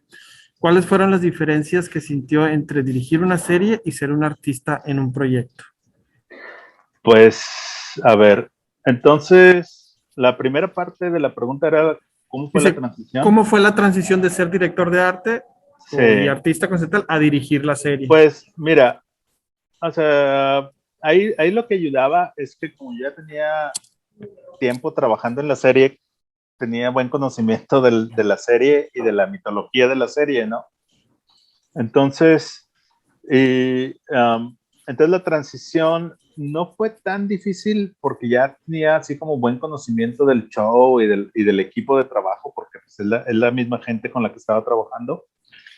Donde sí fue un poquito así el reto al principio, era de que, por ejemplo, cuando era revisar la animación, ¿no? Porque a mí nunca me había tocado revisar animación. Entonces, y luego la transición tampoco fue así que empecé tranquilito a ir subiendo, sino que a mí, por lo que empecé a dirigir ahí en la serie de Trollhunters, fue porque uno de los directores se salió repentinamente y dejó capítulos sin terminar y dejó capítulos que había que terminar. Entonces, como sabían que yo ya tenía experiencia dirigiendo, me dijeron, pues ándale, Francisco, tú eres ahí el bueno, ¿no? Porque ya no hay tiempo de volver a encontrar otro director y a ver, o sea, esto tiene que salir la semana que viene. Agárralos tú y acábalos. Entonces, O sea, volviste a estar en el momento indicado. Es lo que te digo, de que te toca estar ahí, ¿no? Entonces, pues bueno, haz de cuenta que les dije, vamos a hacerlo, yo los acabo.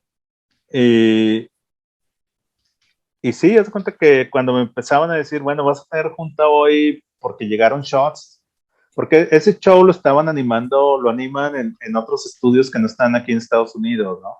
Está uno en China y otro en la India. Entonces, cada día te llegan shots, hay que revisarlos si están bien, si tienes alguna nota, si te gusta la animación, cosas así, ¿no? Entonces, yo una semana antes de que empezara, hazte cuenta que me puse con otro de los directores que trabajaban ahí con él como de oyente, ¿no? Lo acompañaba a sus juntas para ver cómo él daba sus notas o cómo venían los shots o qué es lo que tenías que hacer, ¿no? Y pues ahí era atención al 100% y tratar de agarrarle la onda lo más rápido que pueda porque la próxima semana me aventaban al ruedo, ¿no? Entonces, y ya yo estaba ahí por mi cuenta, ya. Entonces, sí, digo, sí fue un poco así a tropezones y apresurado, pero volvemos a lo mismo, como yo ya había trabajado en una casa de producción y ya me sabía, o sea, no era tampoco tan extraño para mí, ¿no? Sino que ya no, era más bien, ok, así es como dan las notas, así es lo que ponen más atención, y ya, pues empiezas tú solo y como te digo, adaptarte y superarlo, ¿no? A veces te equivocas y, ok, ¿sabes qué? Me equivoqué, vamos a arreglarlo. Era de otra forma, ¿no? Pero pues es tratar de poner ese interés y esa atención de estar ahí con el oído y aprender todo, ¿no? Cuando te llevas a equivocar en algo, Francisco, si eres de los que dices, sí, yo la regué. Sí, es muy Sí, importante que hagas eso en tu carrera, porque a nadie le gusta pues un mentiroso, ¿no? Pero también es mucha responsabilidad, ¿no? Como director, porque cuando te vuelves director, si el que hizo el diseño la regó o el que hizo el CG la regó, la culpa es tuya. Ellos no van a echarle la culpa al otro, te la echan a ti porque tú eres el director, ¿no? Tú eres el que debió haber estado al pendiente de todo eso. Entonces, sí tienes que estar muy ahí al ojo de que todo esté bien, porque cualquier cosa que salga mal es tu culpa, que no sea tuya, ¿no? Es tu responsabilidad. Entonces, es también entender eso, ¿no? Pero te digo, el haber trabajado con Guillermo, el haber estado en lo del Hobbit, esos son como los pasos que te van formando para que cuando te llegue ese otro trabajo, pues ya no te agarra tan fuera de base, ¿no? O, o simplemente porque has tenido esas experiencias, por eso te dieron ese trabajo, ¿no? Porque nadie en el equipo tenía esa experiencia que yo tenía, ¿no? De tener todos esos proyectos, de haber dirigido antes, de todo eso. Pues, por eso me eligieron a mí de que, oye, tú acaba esto, ¿no? No hay nadie más que lo pueda acabar.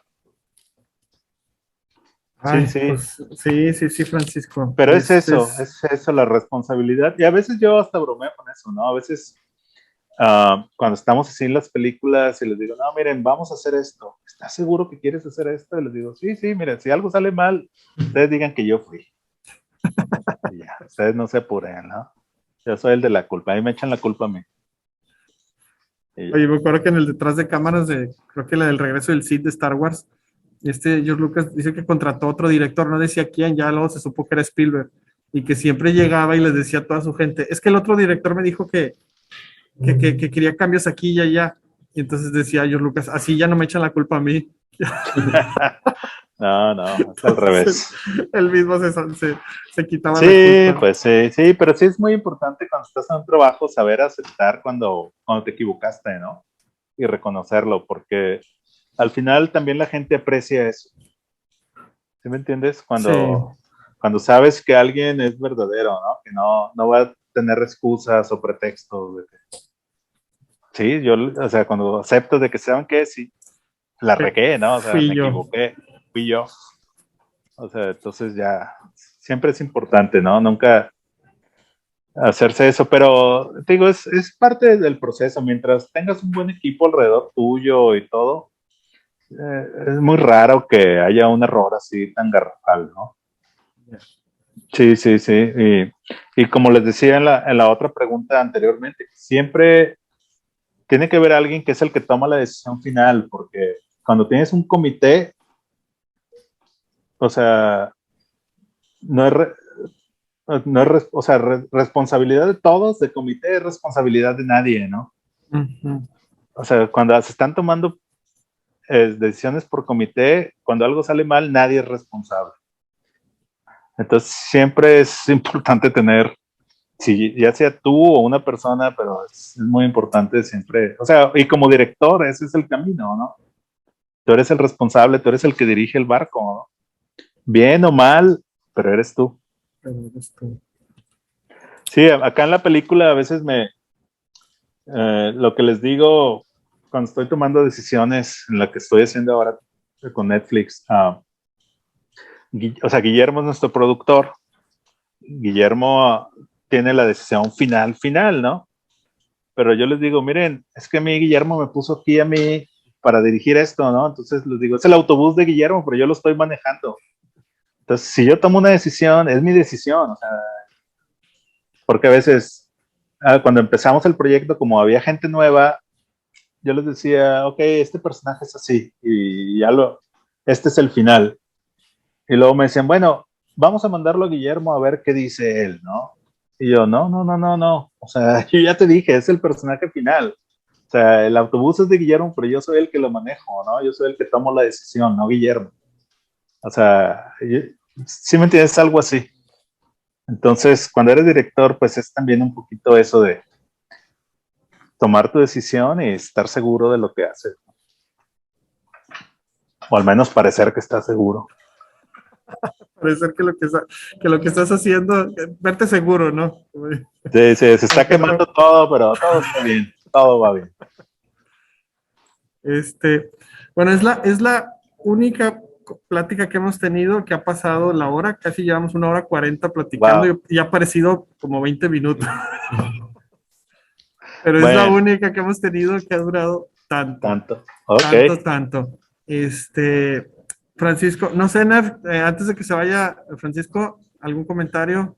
No, pues ahorita con lo que estabas diciendo tú, Pancho, me acordé de esta serie de Sledgehammer, ¿te acuerdas? Ah, sí recuerdo esa. Que decía, no te preocupes, sé exactamente lo que hago. Y siempre le salían las cosas mal. Todo mal, ¿no? No, o sea, pues como pues estaba diciendo hace rato, o sea, yo creo que Pancho es de los artistas, actuales, ¿cómo se llama? Que he visto que tienen más imaginación, o sea, que los personajes o criaturas o robots o vehículos que él hace, nadie los hace, o sea, pues para mí está en el top. Y Sí, no. pues es el comentario. Bueno, sí, ¿no? Y pues a todos los chicos que están ahí de estudiantes, échenle ganas, púlanse y pues, ténganse confianza, ¿no? Si no encuentran las oportunidades, háganselas ustedes. O sea, no estén esperando que alguien toque en la puerta, ¿no? Hay que salir y ahora con el internet, los foros que hay, es bien fácil poner tu trabajo en los ojos del mundo. Y me quedo yo con la frase esa que dijiste hace rato, ponerse uno a la altura. Yo creo que sería el resumen de todo. Hay que ponerse uno a la altura. Ya ves. Muchas gracias, Francisco. Ha sido todo un agasajo. Gracias a ustedes por invitarme. No. Sí, es lo que les decía la otra vez. Yo no hago muchas entrevistas, no porque no quiera, sino porque nadie nunca me pregunta, ¿no? Pero no, con mucho gusto, ¿eh? No, ha sido todo aquí, ya hasta la gente se está despidiendo. Dice, muchas gracias. Dice el neta, ha sido una plática muy, muy chida y enriquecedora. Sí, la verdad comparto eso, muy, muy enriquecedora. Bueno, pues qué bueno que les haya dejado algo a los que están aquí. A todos los que están aquí. Muchas gracias, Francisco. Bueno. Saludos hasta Los Ángeles, desde México. Un abrazo. Ya México, nos veremos pronto ahí en Monterrey. Esperemos que sí ponernos a comer unos tacos. Así es. Muchas gracias, Pancho. Muchas gracias, Nef. Muchas gracias, Nef, también. Hasta luego a todos.